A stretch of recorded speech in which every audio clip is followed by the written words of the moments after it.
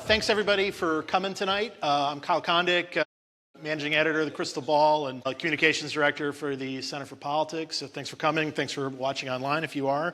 I'm going to introduce our great panel real quick here, and then we'll just jump right into it. To my left is Olivia Beavers. She's a congressional reporter with the Wall Street Journal, was also at Politico. I'd say a rising star in political journalism, so thanks for being here. Miles Coleman, my partner in crime at the Associate Editor of the Crystal Ball.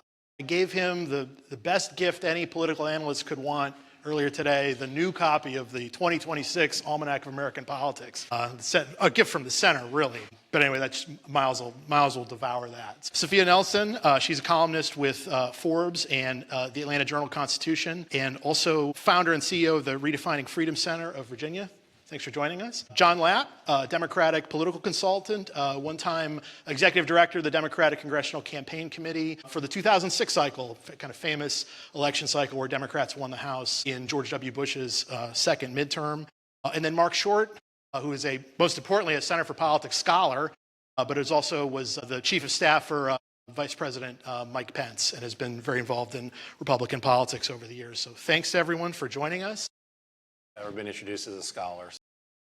So let me I guess sort of the first thing I wanted to ask about was we're in the midst of this government shutdown. I don't necessarily know how big of a deal it is. I'm curious as to what you all think about it. But Olivia, you're reporting on the Hill. Is there any end in sight here? Like, what do you think about what the end game here might be? It's tough to say right now, but we feel like it's a Groundhog Day where we're going in, Speaker Johnson's doing press conferences, they're saying almost the same thing.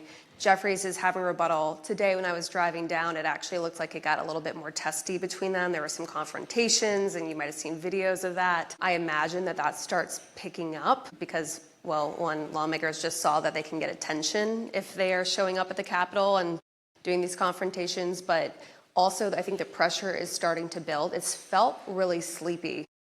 So it's kind of been surprising that there has not really seemed like a lot of pressure to fix the shutdown. When usually there is, you're in the Capitol building till 10, 11, 12 o'clock because they're having all these rushed meetings. At 6 o'clock, I'm watching leadership staff walk out. That is a sign that there is not a ton of pressure and both sides are dug in. So maybe by October 15th, when troops aren't paid, and you start seeing more and more stories of people who can't get into the airports and can't get home and start calling their representatives and saying, the government's not working for us, that's when you might start seeing some changes actually taking place. Miles, public opinion on this is pretty mixed, right? Yeah, for now. It seems like more people, if you look at the preponderance of what polls say, most people tend to blame the Republicans a bit more, but, that is... You might have some special implications in the race we're in right now for the here in Virginia. But I do wonder if it kind of drags on more, if both sides start to get blamed more like the same, I guess. Yeah, it's basically Democrats may be a little bit less blame than Republicans, but a lot of people are saying they blame both sides. So what do you think about the shutdown, and do you see it as being an issue coming up in the election next year? Well, as someone who lives in Northern Virginia, where the shutdown is felt acutely, I think, you have a lot of the defense contractors, you have the government.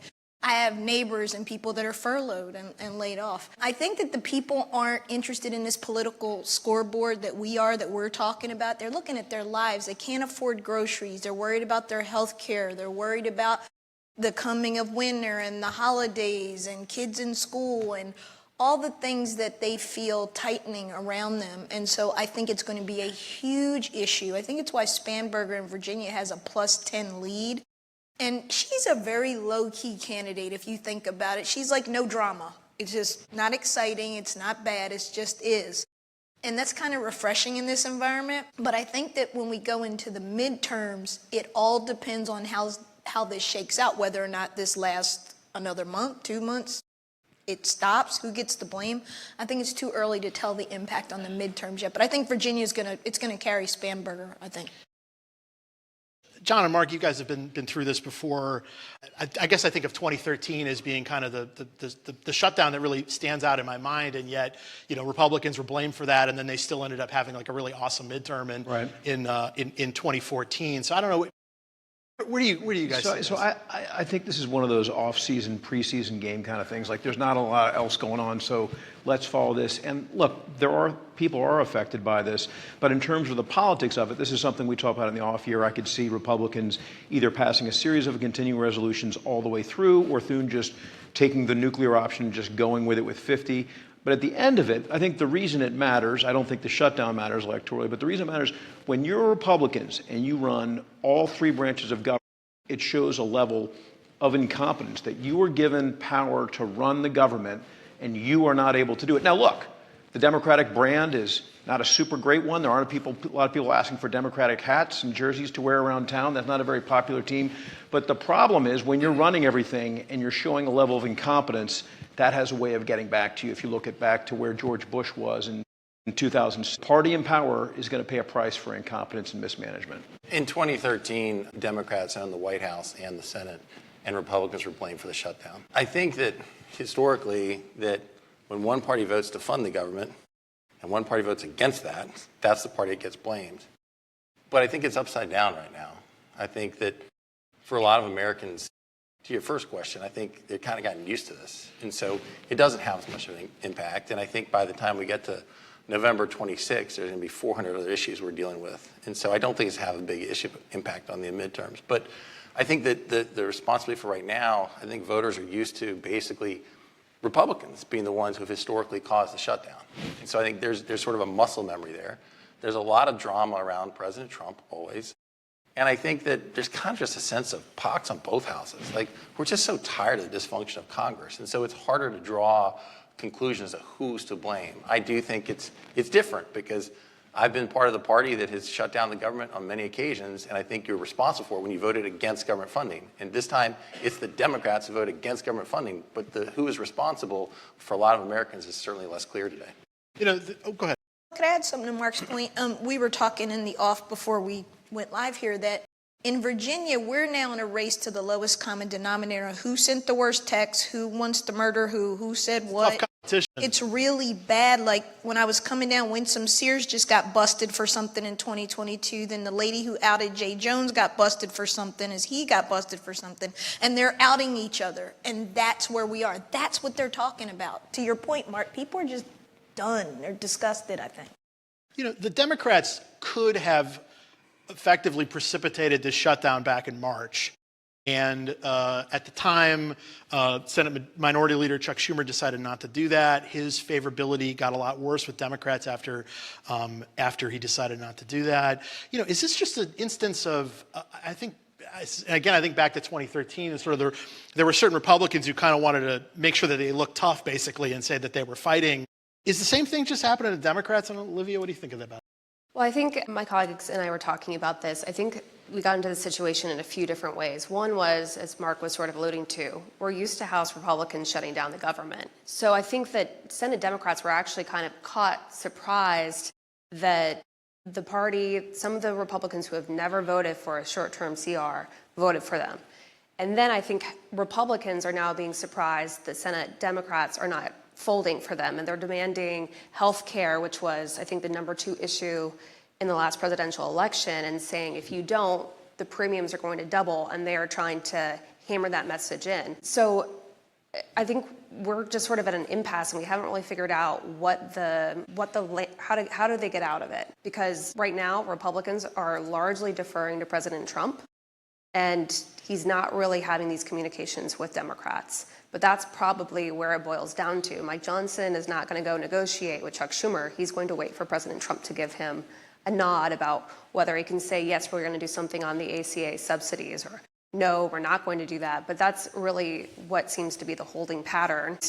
If you ask some of the more centrist Democrats, they thought that they needed to take a stand against President Trump. That's what Jared Golden, he's one of the most endangered Democrats in Maine, whose district swung more than almost 10 points towards President Trump in the last election, and he survived other races, but he said Democrats are being pushed by far-left groups to take a stand against Trump. But if you ask some other Democrats, they say they don't need to be pushed to take a stand against Trump. They would do it anyway. Anyone else have any other thoughts on this about, the position of Democratic leadership? Again, to me, it was a more familiar story on the Republican side that, Republicans were facing all this pressure from essentially from their own voters. And now maybe you have a situation where Democrats are Well, like that? I think it's a sense where, Democrats are really dejected and depressed, but elections have consequences. So when they take over the presidency and everything else, and you have a president, quite frankly, who doesn't respect the rule of law. So even when they pass an agreement, he'll claw back the things that he does or doesn't like. So then the Democratic base will say, you guys are a bunch of patsies, you guys roll over. And to me, at that point, that is why, the reason you have to stay and fight is because you have somebody who isn't respecting it, and the only way they will is if the few levers of power that you have is not to support a budget, is the only way to bring him to the table. So I think it is a level of a frustration foul. It's a level of listening to the base, but also the middle of the country that is frustrated with, at the same time, Trump had promised to bring down prices. He hasn't. Things are getting more expensive.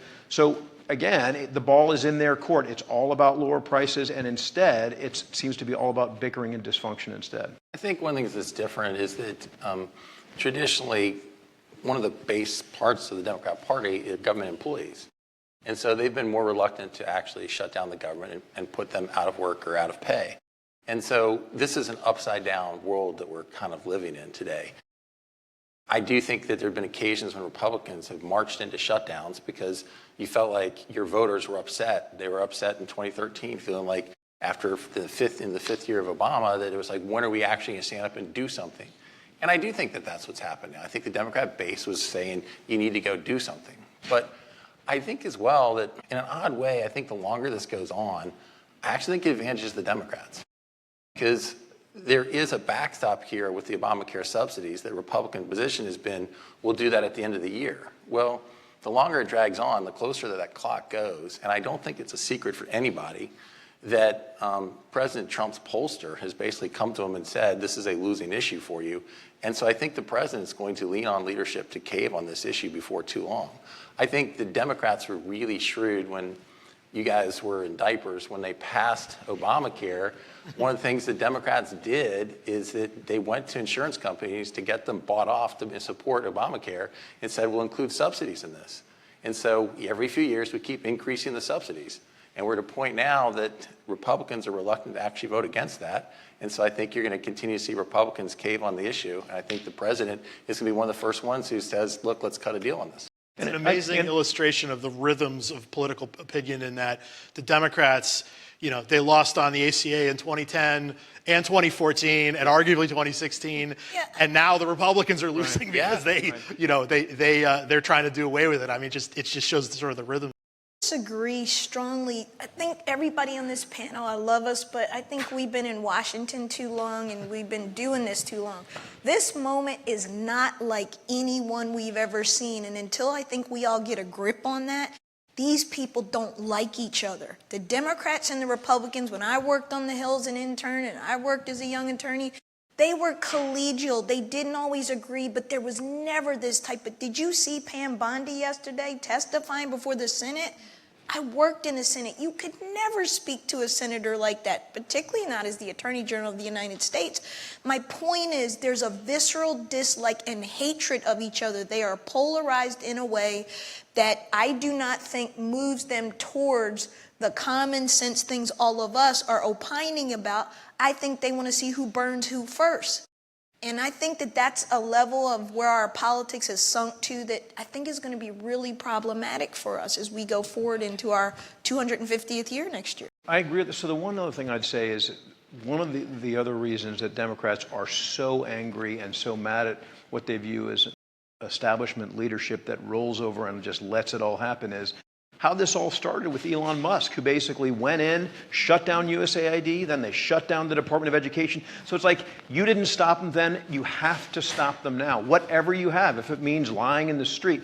That's why this is how we got here, is how it started, where they felt it just went on and on and on. So like in their mind, and I think it's also a lot of independents too, to show some backbone is right now. And this happens to be the time for it, is the shutdown. Yeah, kind of basically on that point. Back in March, I was invited to talk to a group of local Democrats in one of the counties around here. And before I got up to give them my kind of thoughts, I was just listening to just talk about basically politics and this wasn't much after Trump took office, and the most unpopular person in the whole room, it was Chuck Schumer. It was not Trump, and I almost felt like, Schumer, given that position, did he have a lot of options? He is really lucky his seat is not up next year, because I think otherwise he'd have a decent challenge from AOC. Anyone want to make any other points on the shutdown?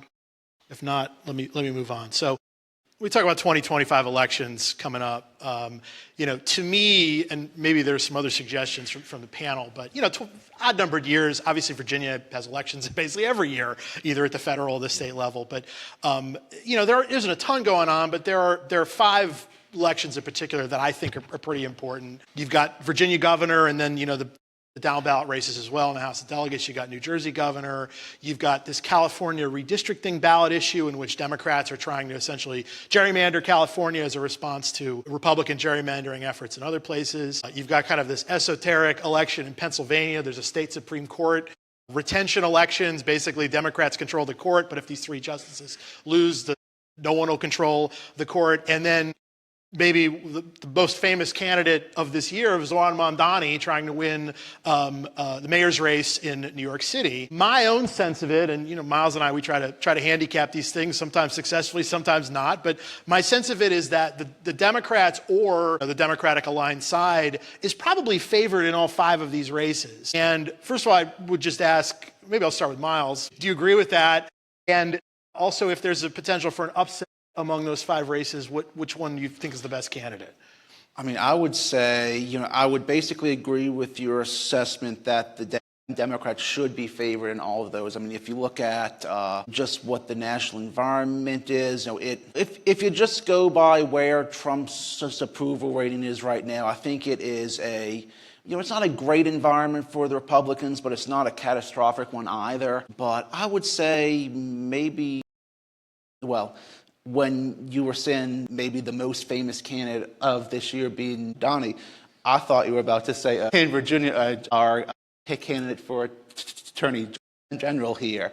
Because that's been that's a down ballot race, but for Attorney General, if you didn't see the story, Jay Jones, Democratic candidate, had all these explosive text messages come out, which may provide a lifeline to. That's kept us busy. That's whole week, and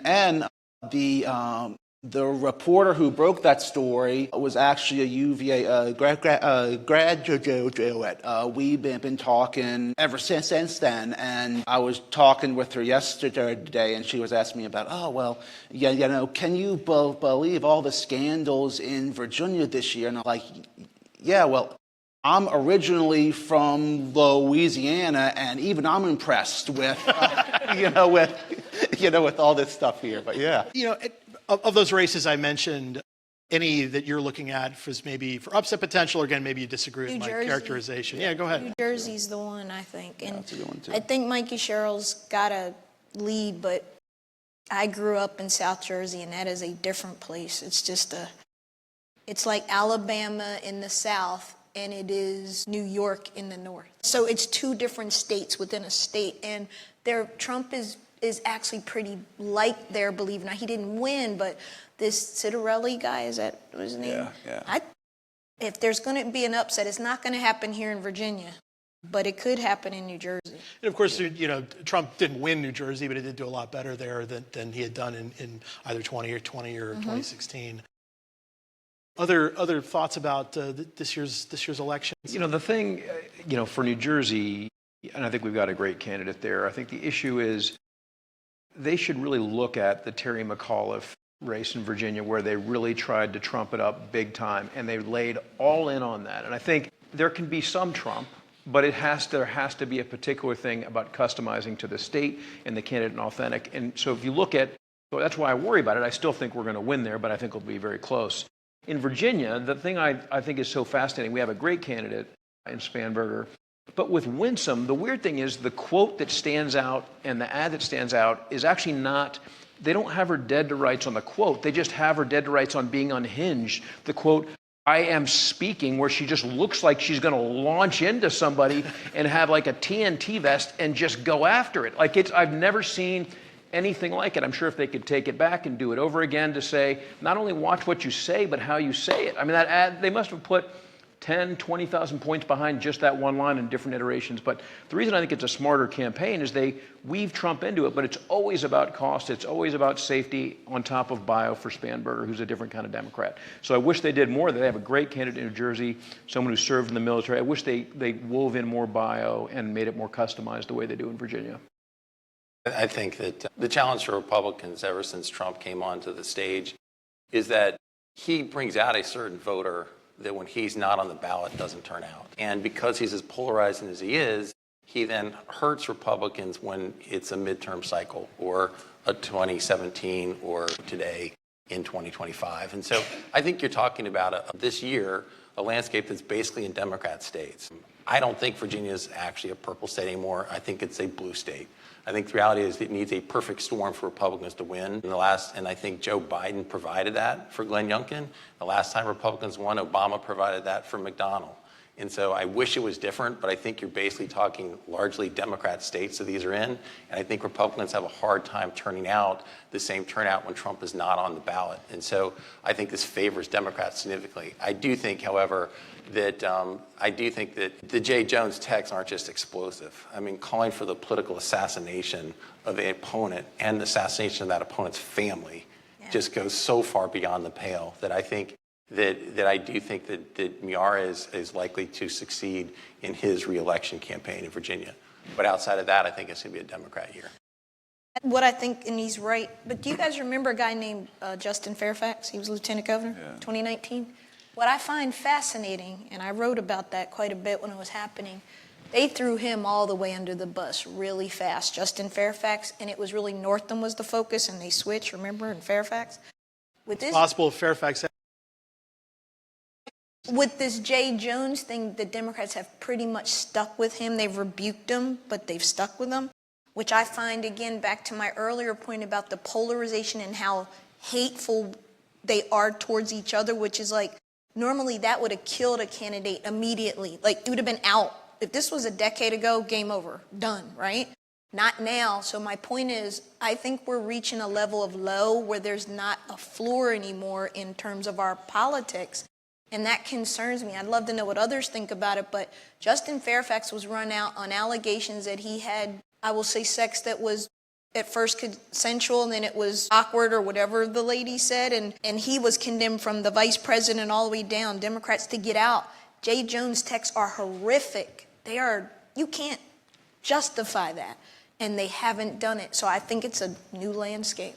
I think a little bit on that is like at this point, maybe something that's held some of the Democrats back from saying that he should actually basically step out is like, what do they do on a ballot to replace him, right? Because so many votes have been cast early. I think it's almost 400,000 at this point. And so like, what do the kind of county election offices do to handle that? I think maybe something good that he could kind of do is say, okay, well, if I win, I won't take office. I'll allow Spanberger or whoever to kind of replace me.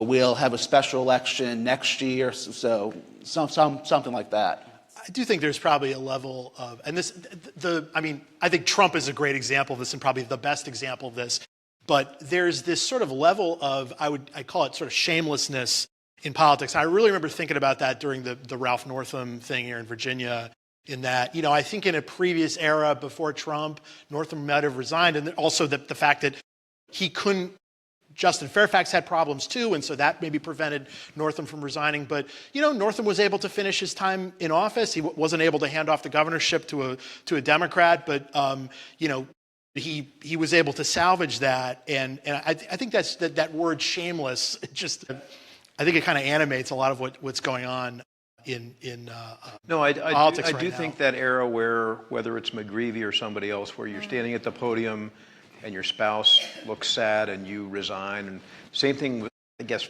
Al Franken was probably one of the last ones to go. But my guess is if Al Franken could do it again, as long as you can still gut it, there's a chance you can stay. And there's not a lot in politics these days where they give you any points for humility and, as you say, shamelessness. A lot of people are able to survive it and serve and continue. And at a certain point, it becomes, it's just a decision of the person.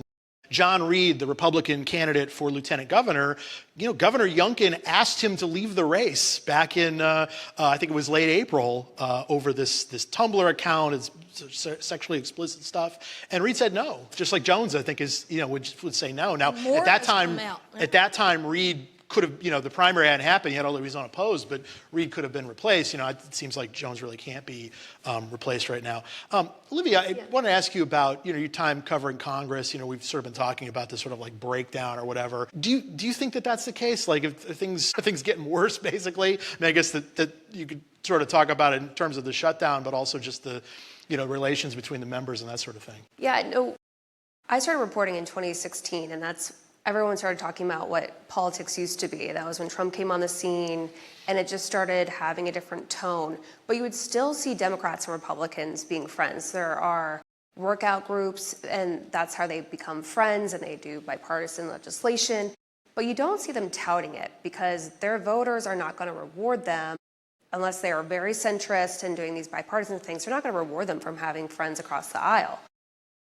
But I feel like the tone shifted after January 6th, where it seemed extremely bitter. You were not seeing the bipartisanship, and some of that's been a little bit restored, but you have just a different makeup. You have people who I think who are way more, willing to throw bombs, like Marjorie Taylor Greene and Lauren Boebert. That doesn't mean they don't have Democratic friends, but they will never be posting on them. But the nature has definitely changed, and I tend to think some of the change is just because you have 24-hour news, you have social media, you have these blogs, and there's no strong incentive for the right to come to the center or to become friends with the left and vice versa. And there's more and more talk of villainizing. Like if you are on one side, you're going to villainize the other. It's they're against you, we're going to fight for you, they're going to come take your rights, whatever.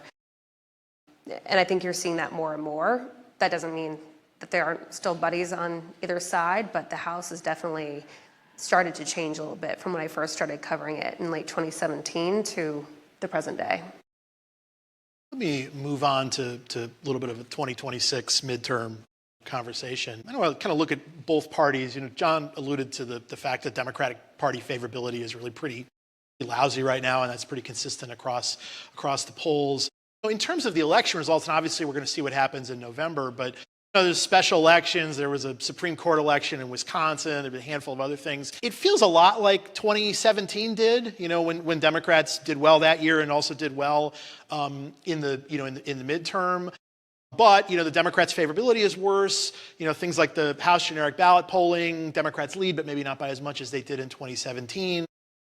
John, I guess I'll start with you, and others can address this. Is it kind of like 2017 and 2018, or is it more complicated than that? I think times are more complicated. The other part of it is, we've never really seen a president go in and demand that states be basically ripped apart and reset. And so he's building this giant red wall, this safety net that we've never seen before. So, in 2006, we took 30 seats back.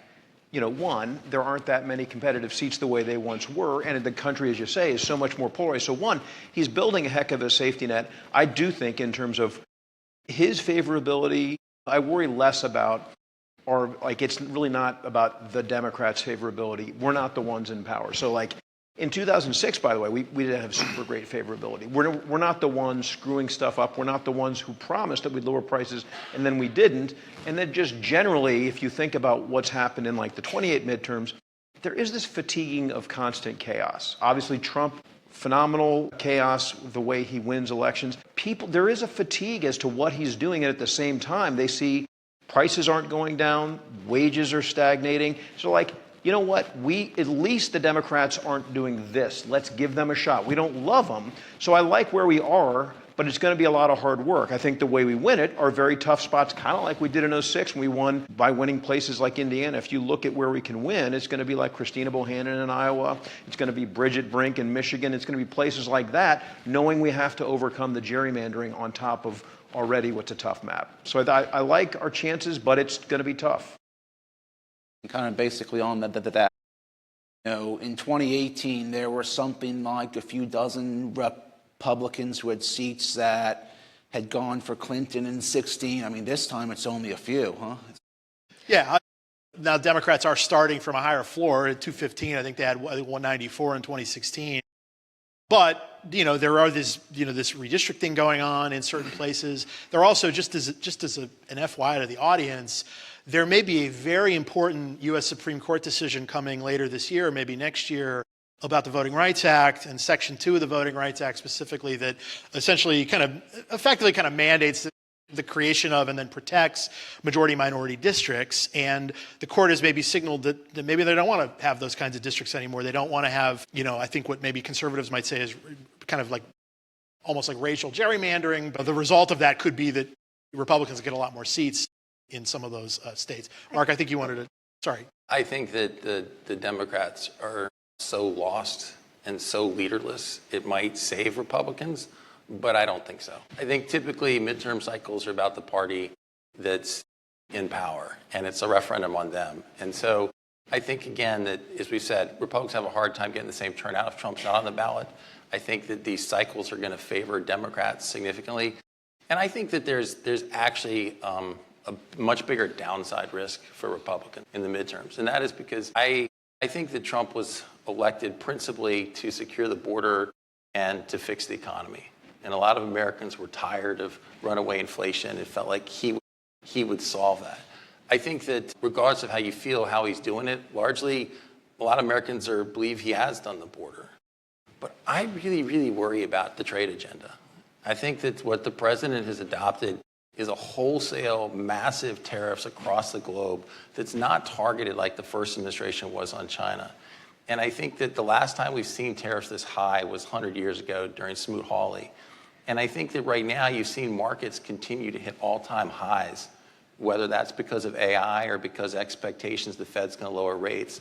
But you also can see more and more softening and weakening in the labor markets. And I think that's going to really could be a huge downside for Republicans that they're not waking up to because they're getting, enamored with where markets are going. And the president is somebody who always is a maximalist. And he feels like, look, I'm going to push this trade agenda until somebody stops me. And right now, there's no stopping. There's no stopping in Congress. There's been little stopping in the courts. And as long as markets are hitting all-time highs, he's going to keep doing it. And I think when you're actually going to see the impact on prices being higher from tariffs and jobs continue to come down is going to be next year. And it's going to be a lot harder for Republicans to change course in 2026. And so I think the Democrats are in a terrible position. I think they have no leadership. Like 2017, Speaker Pelosi, whether you liked her or didn't like her, she was a strong leader. And Democrats don't have that today. But it's going to be a referendum on Republicans. And if the economy goes south, I think it could be a much bigger year for Democrats. I agree with that. And I don't think you need a national Democratic leader. I don't think one is wanted or would be respected. I don't think you're going to see a Newt Gingrich of the Democratic Party march down the Capitol steps with a contract with America. I don't think we're in that moment anymore where people would believe that stuff. I think you're going to see these candidates and these districts and these states won district by district, state by state. I think there will be a boost and an implied referendum on Trump. And I do think a great point on the tariffs is these Trump tariffs are a tax on American families, and they're feeling it. And the problem is, much like when Biden was trying to sell Build Back Better and all that stuff, and nobody was buying it, they will not stop selling these tariffs that are honestly every day go in the grocery store, and they're affecting you. Clothes, baby bottles, all of it. Cars. It's a negative ad against the Republicans in the same way it was a negative ad against Biden back in the time, and they've got all the levers of power. And that's why, as weak as Democrats are as a label, there's a strength there for heading into the midterms. I agree with you. I did want to go on when you're talking about the unfavorability. I think Democrats could get into a dangerous position if they start thinking of the economy isn't going well, maybe that will help us, or Republicans, some of the points that Mark was making. There were enough warning signs for Democrats in the election where they lost ground with young voters, non-white voters, a whole bunch of key demographics that they need to figure out what they stand for. And the DNC, there was a report today, just put out an assessment that they found they were spending late, that they weren't paying attention to top issues that voters cared about, and the change up of the candidates mid-race didn't help. So I think Democrats still need to be really careful about looking at, because you do not know what the economy is going to be, and if healthcare starts also becoming an issue. there's going to be a lot of different factors at play. I To go back. Lydia's point, I think the redistricting is going to be a wash, basically, because I think California is going to redistrict theirs, and so it's going to offset Texas. But to Lydia's point, much of the seats the Republicans are going to win in Texas is based on a belief of what the Hispanic vote was for Trump in 2024, when Hispanics did shift a lot for Trump. That's a one election cycle. And I'm not confident that you're going to see all of a sudden Republicans pick up 5 seats in Texas because of that redistricting, because I think it's banking on the notion that those Hispanic numbers stay the same. So I'll go back to where I began, which is I feel like we're still operating in it's 1990 or it's 2004. It's not. And I think the culture wars is something we haven't talked about. ICE is going to play a huge role, in my opinion, on what happens in the midterms, how this stuff goes in Portland or in Chicago. You have to understand that people who can't afford a cup of coffee or they're struggling to make ends meet, they're furloughed, whatever, there is such a visceral dislike on this immigrant issue and the border and these issues that I believe there's a large swath of voters, and I think 2024 election proved it, that it doesn't matter what antics Trump has or what he does, they don't care. What they care about is they think he's stopping those people from coming in and taking their jobs, even if it's imaginary and it's not real. This whole ICE enforcement thing, it's big, and there are a lot of people in this country who are like, rah, rah, rah. So I'm just not sure that the same things that we're used to having affect our politics really, they apply anymore, because I think we're in a different place. I could be wrong, but it's what I see in here. You know, sometimes if I try to sound like an academic, and I want to use a big word, one word that comes up in midterms in particular is this word thermostatic public opinion. What does that mean? It means that basically the public reacts negatively to the party in power on things. And so there's a long history going back, I think basically for the history of polling, I think at least to like the Eisenhower years in the 50s, where, you know, the president is conservative, the public all of a sudden starts to be a little bit more liberal. You get a liberal president, the public starts to be more conservative. And to your point about immigration, it's like, I think the president, you know, when the president is asked about his favorability on border security, it's usually very strong. It's certainly stronger than his overall approval. And immigration usually is too, but it's a little bit more mixed, I think in part because you're talking about, in that maybe there's this sense that if there was a negative reaction against Biden on immigration, it was that he was too soft. And now maybe it's going the other way, that maybe he's being too hard on it. I don't know if anyone wants to weigh in on immigration as an issue. Well, now that I'm a scholar, I don't know that I can the terminology, but I think it's a good point. Look, I think that a lot of Americans don't necessarily need to love Trump's enforcement. They just hated the open borders of Biden-Harris administration. And so I'm not necessarily where you are, Sophia, is that this is like rah-rah on the ICE, enforcement. I think that a lot of Americans are more nuanced, that they want to have a system where people can come to this country and succeed. It's what America's been built on. But they don't want to see the lawlessness that existed under Biden-Harris. That doesn't mean they also want to see raids on private sector companies. And so I'm not so sure that it's as big of a plus for the Trump administration right now, just because I think it was more of a reaction to how bad it was under Biden. To Mark's point, though, those Latinos that voted for Trump in 2024, they ain't voting for him the next time. And what I mean by that, I think he's going to try to run in 28. That's another conversation for another day. But 26, I think you're going to see that Latino vote swing all the way back, because yeah, I think you will. I think they kind of learned a hard lesson on this one. I mean, and I see this through the lens as a person of color, as a woman of color, who I see it very differently and hear it very differently in my community and other communities of color. The perception of Trump and the Republicans is bad. It's really bad. So take that for what it's worth. Just kind of more broadly speaking, and this is, again, I think about 2017. Trump's approval rating is better than it was in 2017, but I also wouldn't necessarily say that it's strong.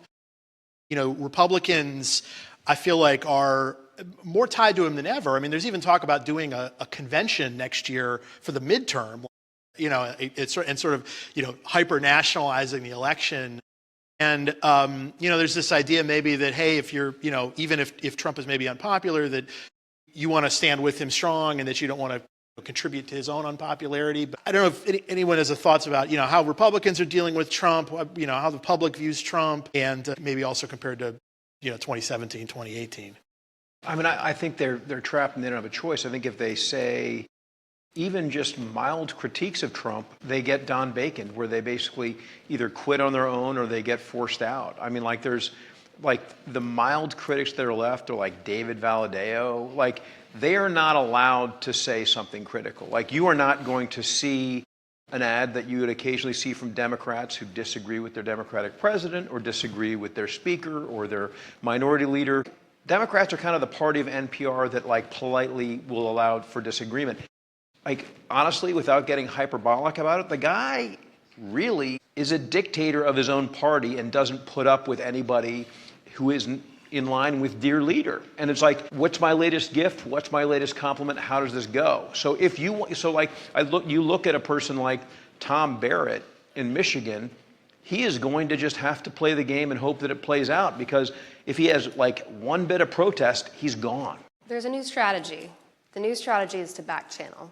It's not to be public. It's not to be critical where their words can be written in the press. I've covered Republicans for a long time. I specifically started covering them. It was assigned to them after January 6th. I remembered watching this party that was so strongly believed that Donald Trump would not be coming back. And that's why you saw them all watching the wind and saying, he's done, he's never coming back to politics. But politics has a beautiful way of making people eat their words. And some of those people who said they did not want him coming back then started saying, I want him to run again. And you're just watching this party change. Now, the strategy is not to get caught criticizing him and go to the White House, go to Susie Wiles as chief of staff, and try to say, hey, this is hurting your supporters back in my district. You might want to reconsider this policy. It doesn't always work because there's a lot of different people trying to get into the president's ear and have the final say. But in terms of just your broader question of Congress, Mike Johnson has asked repeatedly about whether he is handing over his power to the White House, and he will always deny it and say, no, we're an independent branch of government. But more and more, it's not just this Congress, and it's not just under President Trump. Congress has, over the years, been giving the executive branch more and more power. But you now have a Republican Party that is afraid to criticize their leader. So they're staying quiet, especially when the tariffs are starting to really hurt them back home. They're staying quiet when Russ Vought of the OMB starts reaching in and in their mind, getting involved in their appropriations process, which is their power of the purse, their big thing to do. So there definitely is this undercurrent of Republicans giving away their power in D.C. Yeah, and to your point, like if you were Marionette Miller Meeks or you were Congressman Nunn in the Des Moines-based district in Iowa, and you have farmers in your district who are getting just absolutely creamed by these tariffs, it's not even just that you would want to disagree behind the scenes. You would want to say it out loud to your farmers, I'm with you, I know these tariffs are hurting you, and that's why I'm opposed to them, and they're wrong. But instead, they have to actually voice support for these tariffs that are hurting Iowa farmers. And that's what's so amazing this time and why it's so different, is that they have to actually like say it out loud and sing off the sheet. Yeah, I think in 2017, 2018, President Trump was still trying to unify the party behind him in a lot of ways. Today, he owns the party. He is, whether you like it or don't like it, he has flexed his muscle inside the party in being willing to primary people in his own party. That never used to happen. Republicans or Democrat presidents would say, look, this guy might be against me, but I'm not going to take him out because I need his vote at the end of the day. Trump has turned that entirely upside down in a way to exert power over Congress. But I think that at the end of the day, you would want to have a vote that, even if it's unsuccessful, were to say, look, I voted against the notion that you could have IEEPA as a position to tariff everything across every product and every single country across the globe. I think it would help you in a general election to be able to say, look, I stand with Trump on a lot of these things, but here are the votes when I distance myself. And if there's none of that, I think it's going to hurt in some of the battleground seats. And it shows, honestly, the fact that Thomas Massie is like a profile in courage just speaks to how strange the times are. And I also do wonder, I never thought I'd be talking about the Epstein files, but like, what the hell are in those things? Like, why can't we see them, and why are Republicans standing by it? It's the weirdest thing. There must be something incredibly horrible. But sure, when Democrats were in control of the DOJ, Epstein had already been convicted. They could have released the files. I mean, yeah, I think the file should be released too, but come on. The Democrats controlled the Department of Justice. They controlled the White House. If they wanted to release them, they could have when they were in control. But it's like knowing what we know now, why not release them? Like, as a party that is like weaponizing the government, let's weaponize, let's see them. You know what's in Could it. we talk about the state of our democracy, maybe? Go right ahead. Is it just me? Is anybody else worried? I mean- Semi-sesquicentennial next year. And Wait a minute. sorry. I'm serious. Anybody else? Are we paying attention? This is not normal for the President of the United States to do the things we're talking about, to threaten people and openly DM the Attorney General. He thought he was DMing it, but he openly put it on True Social. Why aren't you going after James Comey? And then the man gets indicted. We don't do that in this country.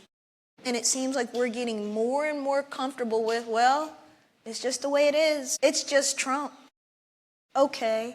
I mean, is it just me, or I want to hear from other people, but I am concerned, alarmed, upset, angry, disgusted, every word you can come up with, because this is not normal what we're doing here. And we're allowing it to, that performance by the Attorney General yesterday before the Senate, they were doing oversight. They have a constitutional duty to do oversight. The Attorney General doesn't have a research file and attack every senator who asks. That's disgusting. That's not what we do here in this country, and I'm worried. So I'd love to hear from others. The point I was going to make, just to kind of piggybacking off of what John and Mark said, was just there's like the incredibly shrinking Congress. Is that I think in sort of past generations, you might have expected even leaders of the same party as the president to sort of assert the power of Congress in certain ways, and there are instances of that throughout history, but it's really not happening. So that, you think about like the growing power of the executive, and Trump is obviously not shy at all about exerting those powers. Anyone else have any thoughts about just where we're at right now in terms of the state of the government? Well, I think Olivia made this point before, and I think this has been a trajectory that we've been on for quite some time. I think it's on steroids at the moment, but, I was working as a staffer in Congress when President Obama said, I recognize that we can't just legalize immigrants under DACA. It has to be legislated. And then he decided to do it with a pen. I remember when Joe Biden said, we can't just forgive student loans. It has to be legislated. And then he just did it from the executive office. And so you've been seeing Congress cede its power to the executive branch for a long time. And I think Trump sees that opening, and he's expanding it grossly. But you also have, frankly, incredibly timid and coward people serving us in the Congress today who are unwilling to actually take a stand. And so this has been happening for many years, and we're sort of reaching a much more maximalist approach today, where you do have nobody in Congress, because frankly what we have, as we touched on this earlier, is that what we have incented for our elected officials today is basically to become performance artists. It's not to be serious legislators. It's how many YouTube, hits can I get? How many likes can I get on social media? And so we've created an incentive structure where you're actually having people who, as I say, are performance artists. And that's not going to change until the American people decide they want to change it. Until the American people say, I want to have more serious legislators in Congress. Let me go back to the electoral sphere here. So in the Senate, we talked about the House a little bit. Obviously, redistricting is sort of scrambling things. I think you'd say, based on history, Democrats probably should win the House next year, and then we'll see what the map looks like. Does anyone think the Democrats could win the Senate back next year? Miles, maybe you could talk briefly about the situation. Others can chime in. Yeah, so basically with 1/3 of the chamber being up every 2 years, it's not like the House where just everything's up. I think this year, basically, one of the big themes we've seen in Senate races is just that people don't split their ticket much. Why that's important this year is, even though the Republicans hold something like 2/3 of 3 seats that are going to be up, most of those seats are in pretty safe Trump states. So really the two big races I would watch next year, at least from the perspective of the Democrats trying to go on offense, you have Maine, which is Senator Susan Collins. She's been there a while. She has looked vulnerable in the past, but she always finds a way to get her crossover. That is the only state that Kamala Harris won, but has a Republican. And then the other one I'd watch is North Carolina. That's a state in federal level politics. It tends to lean Republican. In state elections, usually a bit more Democratic, but the Democrats think that they have a great candidate in former Governor Roy Cooper. In fact, just before we came on, I got a fundraising text from him. So yeah, like he just raised like 14 million or something. We always need more. Yeah, always. And that's an expensive state, too. And TV market. So, they think that this could be the year that they finally win North Carolina at the kind of federal level. But the flip side of that as well is the Democrats are going to have to defend a few of their own seats.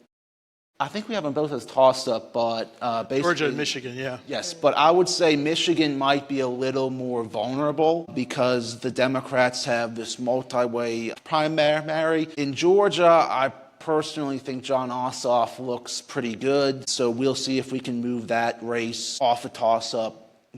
So yeah, it is... What do you think about the open? Yeah, so that's one race. I think, Iowa is one of those states where, sometimes we talked about how some states have kind of basically changed politically. I remember in the Obama times, Iowa was like a purple state. Now it's more like a red state. But I think that might be one race where Senator Joni Ernst, who's retiring now, I think the Republicans probably would have been worse off if she ran, but it's one we have as likely Republican. Yeah, the tricky thing for Democrats is that, even if they win all these competitive races we're talking about, setting Iowa aside, they would still have to win 2 additional seats in states that Trump won by double digits to win the Senate. And so that's why we sort of have the Republicans favored in the Senate, but I struggle with the path. I don't know if anyone has any other thoughts on that. I think it's likely that Republicans hold, but to your question, is it possible? Of course it's possible Democrats take it. I think, you go through the states and Republicans have not had a good cycle recruiting the candidates they wanted. We didn't get Brian Kemp in Georgia, and I think that's why you have Ossoff as a strong favorite. Mm-hmm. North Carolina, Tillis stepped aside. I think probably you'd have to suggest that Cooper's the favorite in North Carolina. The Democrats got Sherrod Brown back in Ohio. And typically when you've been defeated, it's really hard to come back. Voters have made their decision, but he's running against a person who was appointed to fill out a term. So I think that's a very competitive race. And I think, again, if the trade agenda is what I fear it could be, I think you could see a surprise in one of the farm states. And then we haven't even talked about Texas. But, if you just saw Hunt got into the race, and that only helps Paxton. And if Paxton becomes the nominee in Texas, then all of a sudden you say it's impossible to get one of these states as a double-digit win for Trump. I think if Paxton's the nominee, then Texas is in play. And so, do I think that's all likely that Democrats run the table? No. But is it possible? Sure. I'm happy he mentioned the farm bill, because other than some of those more obvious states, in 2024, the Republican incumbent who came closest to losing was one of the senators from Nebraska. Her name was Deb Fischer. The guy who ran against her was not a Democrat, he was an independent, Osborne, who's running in again. The Republican in the other seat is a little better than Fisher, but that's one that we have as likely Republican, so could potentially get a little more interest in, I guess. I'm going to go to our audience for some questions here as we finish up, but I did want to just talk real quick look really ahead here to 2028. We talked about how the Democrats don't really have a leader. I think Gavin Newsom has maybe made some noise for himself just because of his redistricting stuff. But is there any front runner on the Democratic side to be the next leader of the party? There really isn't, but there rarely is. Obama was exciting, but also came out of nowhere. Bill Clinton was exciting, but also came out of nowhere. So I think now is the time to see a lot of horrible slide decks about some magic words that are going to dig the Democrats out of the stuff. I think you're going to see a lot of preening by a lot of candidates around the country, stumping for other folks. But I think the one thing that we're going to find is different than a lot of times, not that there aren't going to be hardcore progressive candidates, and you see some of the things that are happening in New York City and other places that Bernie is stomping all over the country. I think it's going to be less about who's the most progressive and bold progressive, and more who is the strongest and who is a truth teller and who is tough enough to take on the Republicans. So different than the kind of kinder, gentler, what's the most progressive agenda is who is tough enough to really stick it to them and take this country back. That's the candidate I think is going to catch fire, and we won't know that for a very long time. I had a question on the Senate. I meant to bring this up. What do you think about Bashir running in Kentucky? Is there any chance of that? He has said he's not going to. This is Governor Andy Bashir in Kentucky. He was a very, very, very popular two-term governor who's term limited. And the challenge is that even though Bashir has won at the state level a couple of times, in a red state, a state that voted for Trump by like 30 points in a federal race, it'd just be really challenging. He looks like he's gearing up to run for possibly the presidency. Yeah, He's doing the podcast thing, which they all seem to be doing the podcast. Yes. I thought and trying Harris to should figure have out picked which him. message That was who I works. wanted her to Probably run. easier than writing a book, I guess. I don't know. It's a new thing. But yeah, MIT. Bashir actually is an interesting person to think about as a presidential candidate. I'm sure Democrats would love for him to run in Kentucky. We've also got, we talked about Maine and Susan Collins, Janet Mills, who's the governor of Maine. She's thinking about getting in, but there's already some more non-traditional candidates in that race. There's this oyster farmer named Graham Plattner who's gotten a lot of attention. It would actually be just interesting to see if there actually was a primary between the two of them, because, Mills, as the sitting governor, she's like right out of central casting in terms of the kind of candidate Democrats nominate. But then you've got this kind of outsider. And do some of the things we're talking about mean that maybe Democrats aren't going to pick the quote unquote establishment person in these primaries, and maybe looking ahead to 2028? Mills is 70, She's older than Collins by I think several years, actually. Even though Collins has been in the Senate, I think, since I hope we do a whole panel one day on that issue. on older politicians. Yeah, when is enough enough? When do you go home? When do you quit? I mean, some judges have mandatory retirement age, but elected officials do not. Any other thoughts on the Democrats 2028? On the Republican side. Harris comes back. I'm curious. Thoughts on Harris? I mean, I thought it was interesting that she's not running for governor of California. I think had she run, I think that would have basically taken her out of contention for 2028, but I think now it's a bit more of an open question. Her book is causing a lot of waves. So anybody thoughts on that? And she also, I think the Democrats are getting sick of this 2024 navel gazing, having to think about the past, and that has now been brought back up again because of the book and all that. I think there's statistics, and I might be getting this wrong, but I don't think Democrats, if they run for office again, the party tends to rebuke them, whereas Republicans have a higher chance if they run a second time of getting elected. There was this longstanding kind of historical trend on the Republican side that it was the person who lost didn't come back and win. So Reagan in 76 lost to Ford, and then he came back in 80. And then Bush won, lost to Reagan in 80, came back in 88. Bob Dole had lost the nomination in the past, then he won it in 96. Romney's another good example. And to your point, maybe less so on the Democratic side. I guess you could look at Hillary Clinton as someone who lost in 2008 and won in 2016. Right. And Biden had run in the past and lost before. But then some of the other nominees from the 80s and 80s maybe don't fit into that. I just say I hope the Democrats would nominate Kamala again. I think that'd be great.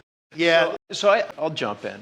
So on Harris, I thought anybody being able to run and do that in 100+ days, I did a phenomenal job with what she had. I think it's a mix of being dealt a bad hand with being too much change for some, which is unfortunate in this country, and then not enough change being saddled with the whole Biden record kind of rocking a hard place. But I think the toughest thing for her, thinking about 2024, is I've got these candidates who want to run on their great record of managing COVID, whether it's as a governor or a mayor or whatever. I'm like, let me tell you something. No matter how great a job you did, no one wants to think about 2020. That was the worst time anybody ever had. I think the same thing for Democrats in 2024. There's such an anger, rightly or wrongly, that you lost to Trump, the same way they hold it against Hillary, that you lost to Trump. We can't forgive you for that sin. We need to turn the page. To me, there's such, not that she won't, I think out of the gate, she probably has a plurality lead perhaps, but I think it's thin and you're just waiting for someone to grab it and go and look forward because of losing to Trump. Doesn't seem like she would necessarily crowd out others from running. No, The best thing that happened to her was the campaign was only 100 days. I think that's right. When she started, she actually was ahead. Yeah. And as people got to know her, she kept going further and further down. And whatever one thinks of her campaign, I mean, I think that when Biden was sort of doing his, final days in office, he was talking about how, maybe he would have won and whatever. And like, not only would he have lost, I think, but the Republicans might have 56 or 57 seats in the Senate right now. So I think that Harris's legacy to me is that she saved the Democrats from probably even a bigger defeat. She did. I think, different than the premise of her book, I think she did benefit from a shorter campaign. I thought that was her best shot, is to have a shorter one as opposed to a longer one. And I think her being the nominee instead of Biden did save a lot of people, Democrats, from just getting absolutely shellacked in the House. I like to pick up on something Mark said. Kamala's my sorority sister, so I have to ask. So you said the more people got to know her, the less they liked her, and she went down. So what the hell's wrong with Trump then? What is that? Help me with that. So you mean the more people get to know that, they like it? Well, maybe people don't dislike it as much as you think they do. Wow, He's that's been a elected. scary thought. He's been elected twice. Of all people should know that guy, he's something else. He did his best in his third election. The numbers are what they are. I'm just making a point yeah. that we forget that she was a she, and Hillary was a she. And Japan just elected a female, and everybody in the industrialized, advanced world has had a woman. Britain, 3 female prime ministers. We can't get a woman elected, so maybe it's a woman problem. Maybe that's the problem. Just saying. Anyway. Real quick, what do we think about Republicans? I guess Trump always talk. He's handing out Trump 2028 hats. I guess he wanted Hakeem Jeffries and Chuck Schumer to take them when he was at the White House the other day. Polling points to Vance pretty overwhelmingly. Any thoughts on 2028 for the Republicans? My experience is he doesn't really set his vice presidents up for success. I think it's going to be J.D. Vance. I think it's going to be Trump. Something you said earlier, John. I remember I was on the campaign in 2016, and I think that Donald Trump brought in a new voter to Republicans, a blue-collar, middle America voter that we had not had before. But I remember, I'm going to oversimplify this, so forgive me, but I remember in the fall of 2020, I read a New York Times story, and I'm confessing to y'all, I actually read a New York Times story. And the reporter went up to Wisconsin and interviewed a handful of people who had been traditionally Democrat or independent, who had supported Trump over Hillary. And again, I'm oversimplifying, but it was like, did you get what you wanted? It's like, yeah, I was a dairy farmer, and I got a better deal on USMCA. I was getting screwed before. I wanted a tax cut. I got a tax cut. I wanted the courts, and he got his picks through the courts. I wanted stronger national security. Are you voting for him again? No, I'm exhausted. And I think that, I do think that 4 years of Biden provide an alternative for Trump to come back, but I do think just the chaos of the presidency every day does exhaust the American people. And I think it's going to be hard for them to win in 28. Of course, that depends on what the Democrats put forward. But I also think that Republicans are in this position right now where you're trying to find a lot of mini-me's. And I don't think you can replicate Donald Trump. I think he's a unique phenomenon. And so when you see those who are trying to be, the same on social media and emulate that, I don't think it's authentic, and I don't think it works as well. And so I think that Republicans are going to have a hard time finding what that replacement is. And I don't think you're going to see Trump on the ticket in 28. But I just say it, I think that those who are trying to be the mini-me's are going to have a problem because it's not really authentic. And so I think that it's going to be a much bigger fight on the Republican side in 28. To be the replication of him, and America's tired of it, it's going to be harder for them to win. I think that's really astute, and I think Democrats are horrible at just picking Republican nominees and probably vice versa. They probably know the least. I do think the caveat to that is if Trump endorses Vance, I think it fundamentally clears the field and there's not a lot of room for a lot of oxygen. I am, for all the crazy stuff that is Vice President Vance, I'm incredibly impressed with his evolution from never Trumper to moderate to Trump everlasting. Like, I've never seen a parlor player like that guy. It's absolutely incredible. The only one like that in our party is Kyrsten Sinema, who went from Code Pink, Green Party, Nader voter, Blue Dog to pseudo almost Republican. I've never seen such a journey. I think that there's there might be a different discussion, because I agree with Mark. When you see people trying to emulate Trump, it just doesn't fully work and it doesn't come off authentic. But I think we also need to grapple with the question of, what do voters decide they want afterwards? Do they want to start going back to the center, or do they still want a fighter who's more populist and can trade on a more authentic image than some of the people who are just trying to replicate that? And I remember watching even the last presidential primary where you saw Ron DeSantis' name being so high up in the beginning, and he just really started torpedoing, but also Republicans just shifted on him after the Stormy Daniels lawsuit, where they started feeling like, oh, Trump is being misaligned, and they started seeing which way the winds were blowing. And for them, it's politically advantageous to be aligned with whoever wins in the White House. So you have that call to the Oval Office and could be named to the cabinet, could get a Senate endorsement if you want to run for higher office. So I think that you just saw the political winds shift in terms of who people thought was the front runner. So there's always a danger of saying, well, this guy's up right now, but the race hasn't even really started, and you can't see them once they're in a broader field of other people. So I wouldn't just say it's going to be a coronation of Vance. And as Mark said, a lot of different things can happen before, we get to the end of the presidency. Hey, Kyle, you think there's any chance that Glenn Youngkin challenges Mark Warner for the Senate seat in 26? I think the ship has probably sailed on that, and I think it'd be a real heavy lift. Even though Youngkin remains, his approval rating is still positive in Virginia when we get these polls, even with Spanberger leading by 10, 12 points or whatever. I think the governor would like to run for president. I mean, that seems to be my sense of things. I mean, among many other people, I think. Whether there's room for him or not is a different question, but I would think maybe that would be more of something he would want to do.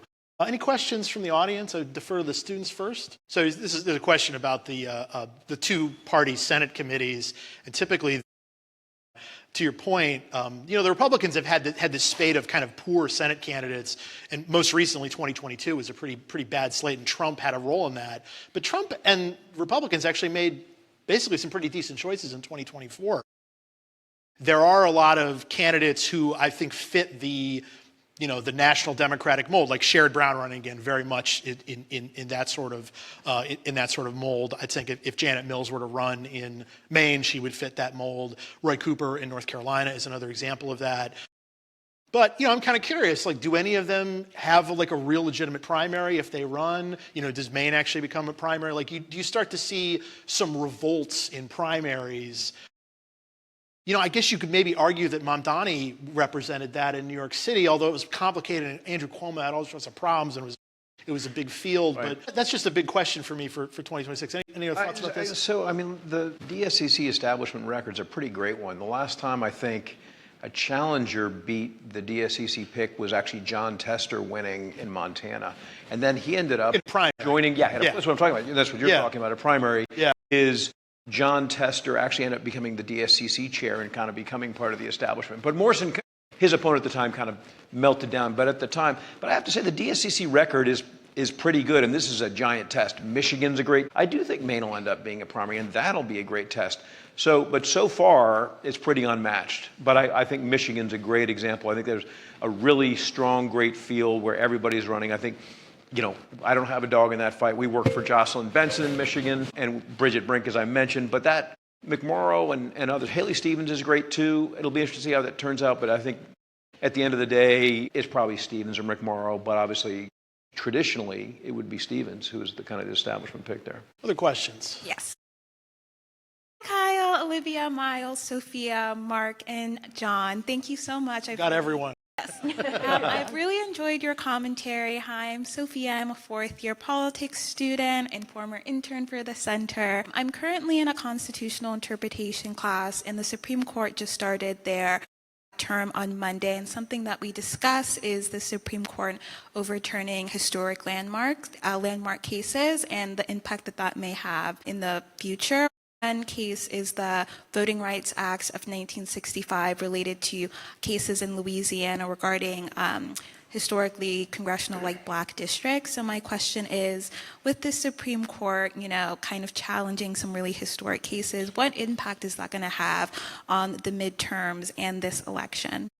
Did Kyle put you up to that question? He was just talking about that before we started the panel. I think I mentioned this a little bit, but so there is this this just jurisprudence about majority minority districts, and actually it's really complicated, and there have been all these legal fights over the years in which it's like you're kind of supposed to draw majority minority districts, but they shouldn't be like squiggles across the map. I mean, they should be geographically compact. There's something called the Gingles test, some call it the Jingles test. It's this sort of, I think it's a three-pronged sort of assessment as to whether you should create or could or should create a majority minority district. And so there have been all these legal battles about this over the years. And this court, obviously, they overturned what's probably the most famous Supreme Court decision of the last 100 years, Roe v. Wade. They didn't have any problem with overturning that and removing federal protections for abortion rights and giving that to the states. So I don't think that they're particularly shy about against kind of a longstanding precedent. And I mean the fallout could be very significant. I mean it could affect the House next year. I mean if that decision comes down in time for states like Alabama, Louisiana, South Carolina, for instance, that they don't have to have the black majority districts they have now, well, that could be really politically advantageous for Republicans. So it's very important potentially. And that's on top of all the other redistricting conversation that we've had. My pushback on that would be with the voting rights. It's a little more complicated when the court takes cases that deal with race, historically going all the way back, right? And so when you look at what I find ironic, the Republicans are the 13th, 14th, 15th Amendment, the purpose of that, the guardians of protecting the rights of the former slaves going all the way through. And now you go do the Voting Rights Act through Reconstruction all the way to the 1960s, and you go to the Warren Court, of course, and this is the complete opposite. So I think the court has to do a little bit of a different test, if you will. When race is a factor, they always kind of balance that a little bit because of the historical context, but I don't think this court, I agree with you, that they're going to be shy about. I think that there's this new orthodoxy that's the woke and the anti-DEI stuff that they talk about, and I think that while conservatives are in, they are going to do a lot of upending of a lot of policies and things that when they were Dixiecrats, they didn't like. And we can talk about this more offline, but yeah, I think they're going to overturn it, actually. I do.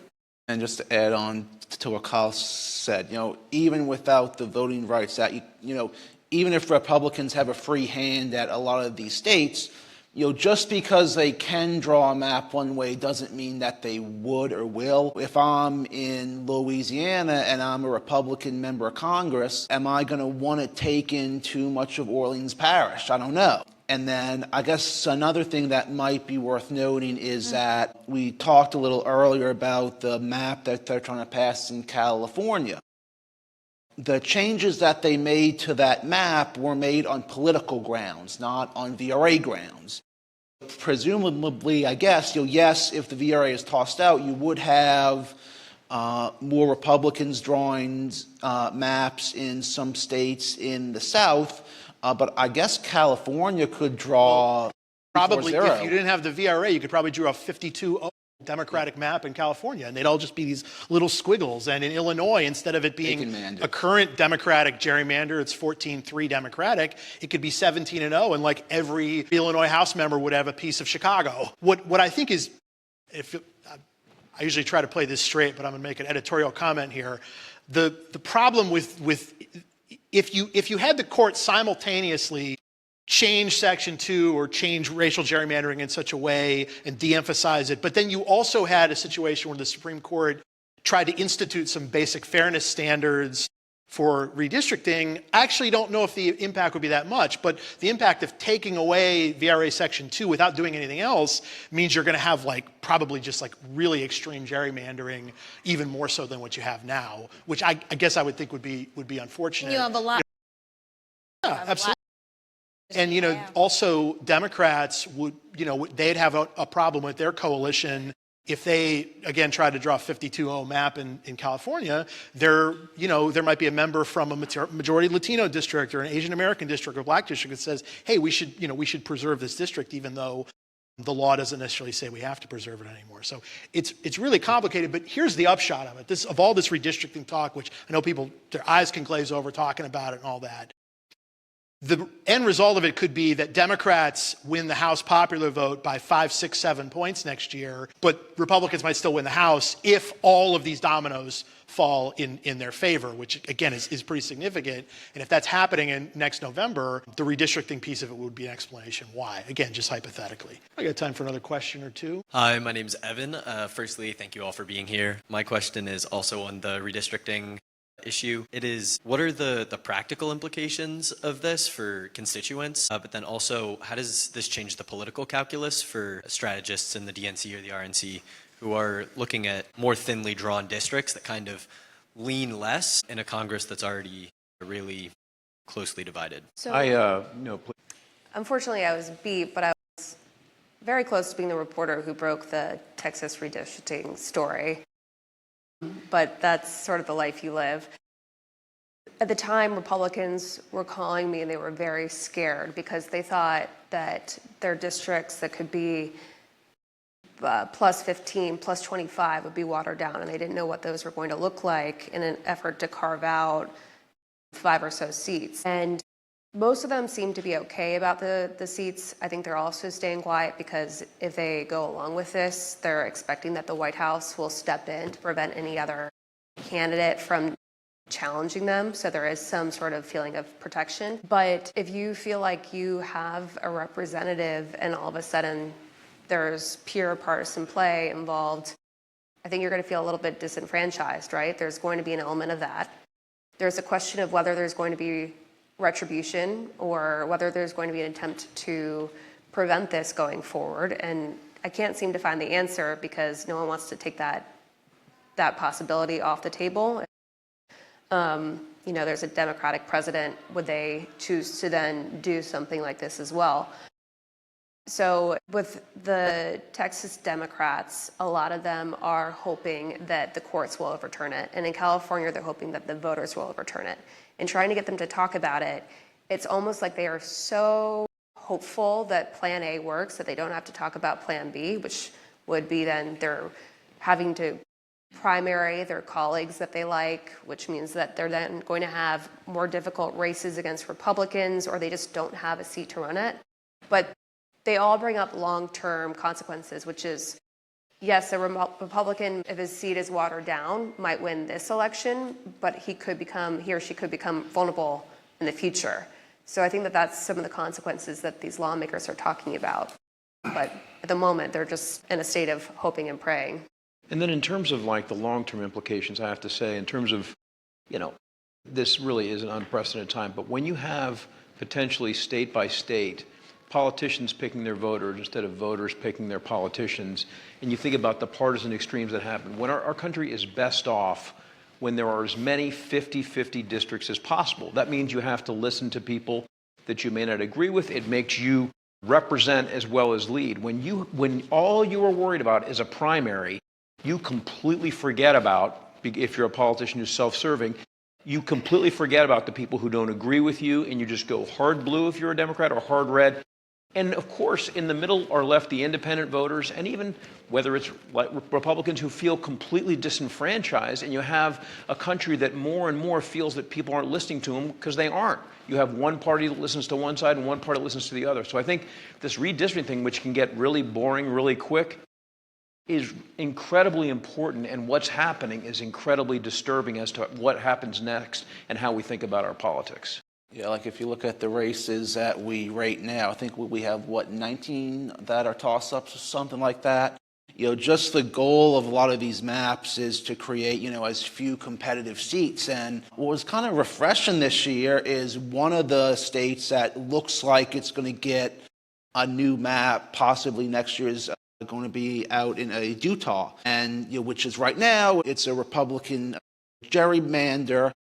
The kind of remedial plan that the Republicans put forward, they didn't want to concede a Democratic seat, so they drew 2 really competitive seats. And I'm like, wow, we have a mid-decade map that has more competition. Oh my God, it's Yeah, I mean, of the I think it's 18 or 19 toss-ups, but if you go down that list, almost all the toss-ups are in states that have some sort of redistricting commission, or they have like a court-drawn map, or there was some sort of like bipartisan compromise. I mean, even if all the states had to draw the districts to maximize the number of competitive seats, you'd still have a lot of uncompetitive seats, because it's like a lot of places, you're not going to have a competitive district in western Kansas or western New York or New York City in a lot of places, or Los Angeles, but you could certainly have more competition than you have now. We have time for one more question. I think one of the trends that you're seeing, for better or for worse, is a lot more background. Lawmakers who are not willing to put their name on it, which also means it's a lot harder. Readers don't typically trust just seeing a person as an anonymous House lawmaker and saying, why is that reporter letting them? I'm finding increasingly that is how they're comfortable talking about how they really feel, but it also gives them cover. There has been kind of cases of duplicity where you'll write a story of Republicans who are frustrated with Trump, and then those same people will say, I love Trump, these reporters are fake news on Twitter, And so they can have their cake and eat it too. I don't find that access to Republicans or access to lawmakers is limited. And I have even seen in 2018, you started seeing progressives doing it. Republicans traditionally, back to Newt Gingrich, started going after the press, and it was very kind of a popular strategy on the campaign trail. But I think there's just a lot of pressure to be right, because you have a lot of people who are willing to just call you fake news, but we're getting into a situation where you can just be writing something that's critical and people will now be saying you're fake news.